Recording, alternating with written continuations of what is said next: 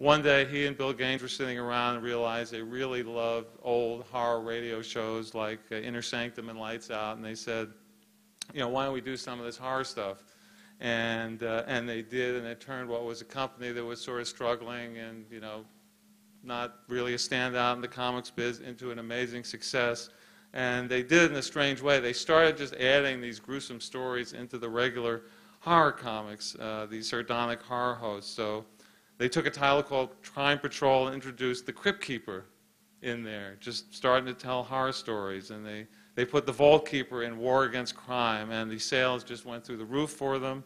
And they started all the dedicated titles like Haunt of Fear, Vault of Horror, Tales from the Crypt, and Feldstein drew some of his own stories, but he couldn't really draw everything. So he wrote so many hundreds of stories that they were given to, you know, guys like Jack Davis and Graham Ingalls and Wally Wood and Johnny Craig and all these great horror artists. And I think he should be recognized not just as a horror writer and a horror artist, but as a horror editor as well, because one of the things that made EC so special is didn't really have a house style. They wasn't forcing people to all look the same, and he encouraged all the artists to maintain their personal styles rather than be a stultifying house style. And he edited 7 titles for EC Comics with all those punning titles we're talking about. Like, one was called Taint the Meat, It's the Humanity. And it was about a black market butcher who sold horse meat and ended up behind the counter himself as meat. Something called Lover Come Hack to Me. And my favorite, and you can guess what that's about, and my favorite, which is also one of the most famous stories he did, was called Foul Play. It was a baseball story that Jack Davis ended up drawing about a pitcher who was crooked, and he ended up, by the end of the story, in a very special baseball game with his intestines stretched out as the baselines. His lungs and liver were used for bases, and his heart was used for home plate, and his head was the ball. And this became so infamous that it was given special attention by Frederick Wortham, who wrote Seduction of the Innocent, when it came time to blame horror comics for causing juvenile delinquency. This one was really pointed at. And what Wortham didn't realize that Feldstein's horror comics didn't really create juvenile delinquents. What Feldstein's horror comics created was us. You know, though as I look around the room, I see that may be the same thing. But seriously, he created and influenced a whole generation of writers and artists and filmmakers. After the horror comics boom was destroyed by the Comics Code, which killed all the other things that Feldstein was doing for EC, moved on to edit EC's last surviving magazine, Mad Magazine, which he edited from 1956 to 1985, and among other things, he's a guy who named the gap-toothed mascot that previously had no name and named him Alfred E. Newman. And I'm very proud to present this to Feldstein so I can, you know, thank him not just for scaring the hell out of me, but also for showing me a path to follow when I wrote my own EC-inspired horror comics for DC Comics 30 years later, which were obviously a pale shadow of his. But the thing is, none of us who've ever written a horror comic ever did so without having Feldstein's classics in the back of our minds. So we want to thank him for inspiring us and for leading the way and for so many moments that left us speechless and unable to say anything more than what so many of his protagonists said at the end of their stories, which was, "Good Lord, gasp, choke." And Mr. Feldstein couldn't be here to accept the award. His health didn't permit him to be here, but he did say, "I'm flattered beyond belief and deeply appreciative of the very special honor you have bestowed upon me, your organization's prestigious Lifetime Achievement Award. I cannot tell you how grateful I am to be named the recipient of this award." And I'll just accept that on his behalf, and very grateful that he's still around to hear how much we love him. So thanks to Al Feldstein. That Ellen Datlow has basically defined the art of literate horror writing for the last 3 decades. Readers look to her anthologies as a guide to what's good in the genre, and writers all want to get down in a dirty pit and mud wrestle for a slot in one of those books. Just in case there are any doubts about Ellen's standing in the genre, I thought I'd read you a few statistics that I got quickly off the internet. By plugging her name in, we get 313,000 Google results, 2,141 hits at ABE Books, 178 editions at Amazon, 131 items at eBay, 74 bibliographic entries, 9 World Fantasy Awards, 5 Locus Awards, 4 Hugos, 2 each Stoker, IHG, Shirley Jackson Award, 1 Carl Edward Wagner Award, 1 University Library Collection of Letters at the University of Liverpool, and a vampire partridge in a dead pear tree.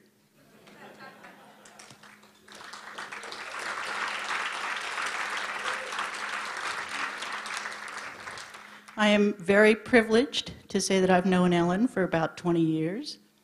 I know also how much Ellen has done working behind the scenes for our genre. She has done a lot of work for HWA. She has served as a chairman of our board of trustees. She's manned booths for us at trade shows and at conventions. She's worked on various committees, and she did all that while enduring Hal Bodner's incessant shoe jokes. But I don't want you to take my word for how great Ellen is, so I thought I'd ask a few of her colleagues to give us tributes. So our first quote comes from Nick Mamatas, co-editor of the Stoker Award-winning anthology tonight, Haunted Legends. Nick said, "In the world of science fiction, fantasy, and horror, a lot of people become writers only after they grow up and realize that they can't actually be the heroes of the stories they loved. We don't end up fighting off alien invasions. We can't somehow become vampires, and there are no dragons to slay. So we become writers and editors." I mention this because when I was a kid, I read Omni magazine, edited by none other than Ellen Datlow. Omni stories were different. After reading Robert Silverberg's somewhat explicit Amanda and the Alien, I thought, oh boy, when I grow up, I'm going to have sex with aliens. Well, that never happened. But I did become a writer and editor, and even the editorial colleague of Ellen Datlow herself for Haunted Legends. And let me tell you, that's the next best thing to growing up and having sex with an alien.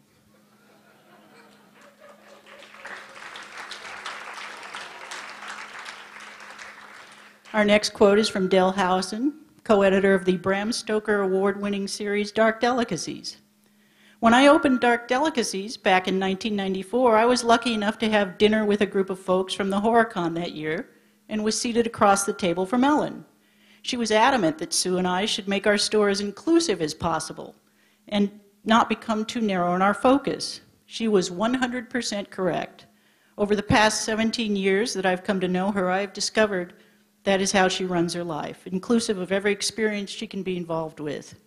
Those experiences and that openness is what makes her one of the finest editors today."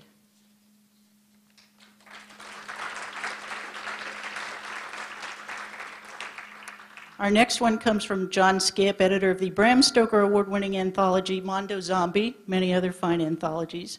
Those of you who know Skip will understand that he gives me some very explicit stage directions.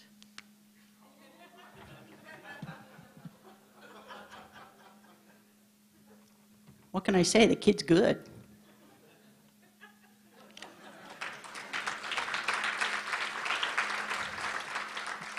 No, but seriously, the coolest thing about being an editor is that you get to spotlight the incredible achievements of others.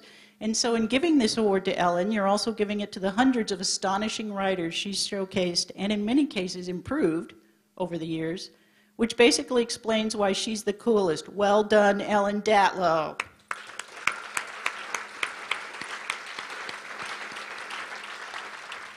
And then, of course, I'm supposed to add, you kick ass.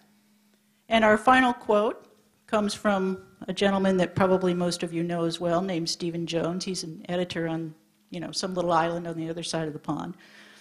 Stephen Jones said this, "I always like to think of Ellen Datlow as the American Stephen Jones.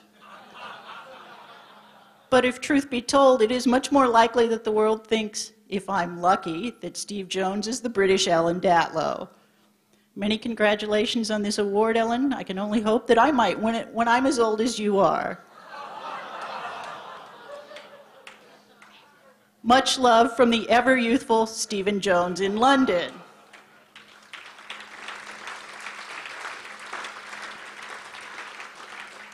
I think The one thing that we can all agree on tonight is that Ellen Datlow is the most loved woman in horror.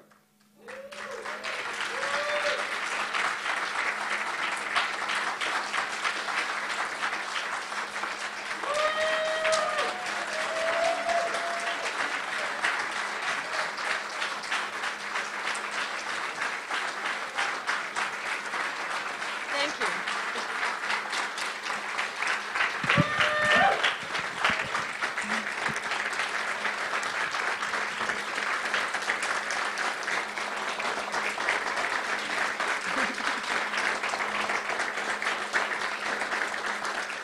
Thank you. Thank you all very much. I'm not old enough to get this. All right, sorry. No, well, let me just read what I said, what I wrote. I actually had a ghostwriter because I hate writing, as people know. Many people know me. I told a friend of mine, I said, I can't do this. I can't write this. By the way, it's not too long, so don't worry. I said, can you know, if I tell you what I want to say, can you help me do it? She said, of course. I would just be a PR publicist. I can do that. So these are my words put in good shape by her. I grew up with horror, and while I was an avid and voracious reader, I sought out horror from the time I was able to choose my fictions in novels, stories, television, and film. I grew up in the stories of Ray Bradbury, Richard Matheson, and Harlan Ellison, John Collier, and Shirley Jackson, among the names to conjure with. I watched Twilight Zone and One Step Beyond, and I read EC Comics in my father's luncheonette in the Bronx. I couldn't get enough of the weird, the unexpected, and the horrible. For me, the best horror leaves a residue of unease, and for as long as I can remember, I've loved that feeling. I thrive on the sense that just beneath the surface, or just around the corner of our world, lurks another, slightly different world, weirder and unexpected, frightening and dangerous. If I'm lucky, when a story has ended, I'll still have that delicious sense of unease, that maybe things aren't quite right. The journey that took me from my father's luncheonette to being here tonight has been a grand and unscripted adventure. After an unremarkable university career, I came to New York City, where I was fortunate enough to land a job with a mainstream publisher, and even more fortunate that as a lowly editorial assistant, I had the opportunity to edit some works of fantasy and horror.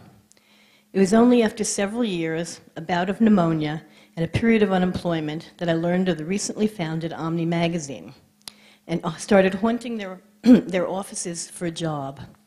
While I didn't want to be pigeonholed as a genre editor, I needed a job, and Omni sounded like an exciting place to be.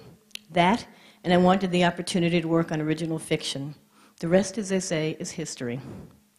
I remained at Omni for 17 years, until the magazine folded in 1998. During that time, I published the first Stoker Award-winning story in the long fiction category, The Pear-Shaped Man by George R.R. Martin. I also began editing the year's best series beginning in 1988 and original anthologies in 1989. When Omni folded, I co-founded Event Horizon, a webzine that published science fiction, fantasy, and horror, along with relevant nonfiction, including Douglas E. Winter's seminal speech, The Pathos of Genre, which has become the clarion call of our field. After the demise of Event Horizon, I worked for sci-fi.com for almost 6 years, and now I've been editing anthologies exclusively since 2005. Editing and writing are completely different things, favoring different types of skills and thinking. You can teach literature. You can teach basic composition, both fiction and nonfiction. I don't think you can really teach editing or writing. Either you understand the shape of a story, the way it feels and needs to work, or you don't. Editors and writers need one another, and it's possible, even likely, for a person to have a visceral understanding of one, not the other. For me, editing is like filling a house with furniture. I'd know what to do with an empty house and a massive shipment from Crate and Barrel, but I couldn't actually build an end table or even stain an armoire. It's the writer who builds the actual objects.